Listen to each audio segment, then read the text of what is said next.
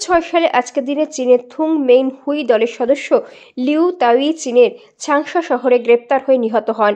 1916 সালে আজকের দিনে রাশিয়ার যাজক রাসপুতিন নিহত হন। 1925 সালে আজকের দিনে রোমানিয়ার রাজা দ্বিতীয় ক্যারল পুত্রের সপক্ষে সিংহাসন ত্যাগ করেন। 1929 সালে আজকের দিনে জওহরলাল নেহেরু ত্রিবর্ণ রঞ্জিত জাতীয় পতাকা উড়িয়ে ভারতীয় কংগ্রেসে ঘোষণা করেন পূর্ণ স্বাধীনতাই ভারতের লক্ষ্য।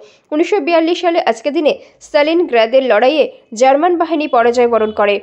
1955 সালে আজকের দিনে যুক্তরাষ্ট্রের আলবামা অঙ্গরাজ্যের মন্টেগোমারি শহরের নারী রোসা পার্কে বসে আসন বরাদ্দের বিরুদ্ধে প্রতিবাদ করে কারাগারে নিক্ষিপ্ত হন, যার পরিপ্রেক্ষিতে কৃষ্ণাঙ্গ নাগরিকরা বর্ণ বৈষম্যের বিরুদ্ধে মার্টিন লুথার কিং জুনিয়রের নেতৃত্বে আন্দোলনের সূচনা করেন ও জয়ী হন।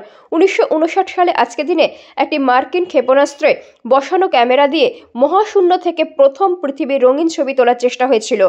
1983 সালে আজকের দিনে AT&T বেল সিস্টেম যুক্তরাষ্ট্র সরকার ভেঙে দেয়। 1987 সালে আজকের দিনে চীনের নৌবাহিনীর পারমাণবিক ডুবোজাহাজের প্রথম নৌযাত্রা সাফল্যের সঙ্গে সমাপ্ত হয়। 1988 সালে আজকের দিনে পরমাণু অনাক্রমণ বিমান পরিবহন ও সাংস্কৃতিক বিষয়ে ভারত-পাকিস্তান চুক্তি স্বাক্ষর হয়।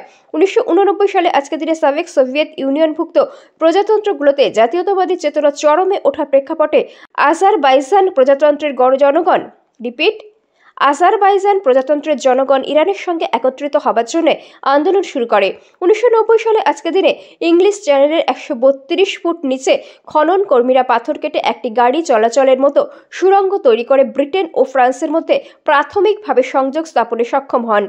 1993 সালে আজকের দিনে হাংচৌ শহরে চীনের প্রথম ইলেকট্রনিক সংবাদপত্রের জন্ম হয়।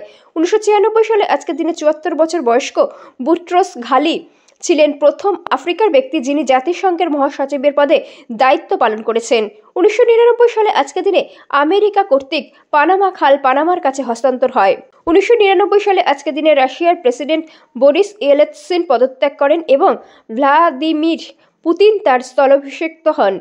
2000 সালে আজকের দিনে বিংশ শতাব্দী এবং দ্বিতীয় সহস্রাব্দের শেষ দিন। 2002 সালে আজকের দিনে জার্মানিতে প্রথম দ্রুতগামী ম্যাগনেটিক ট্রেনের যাত্রা। 2009 সালে আজকের দিনে সুপার মুন ও চন্দ্রগ্রহণ একই সঙ্গে ঘটেছিল। 2014 সালে আজকের দিনে চীনের সাংহাইয়ে বর্ষবরণ অনুষ্ঠানে আতঙ্কবাদীদের হামলায় 36 জন লোক নিহত ও 49 জন লোক আহত হয়। 2020 সালে আজকের দিনে বিশ্ব স্বাস্থ্য সংস্থা একটি কোভিড-19 ভ্যাকসিনের জন্য তার প্রথম জরুরি ব্যবহারের বৈধতা জারি করে।